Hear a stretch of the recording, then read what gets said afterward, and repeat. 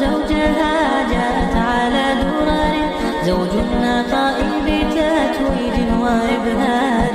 كل القلوب تناهت في السنة فرحا، بالحسن يبرق في حسن وإصرار.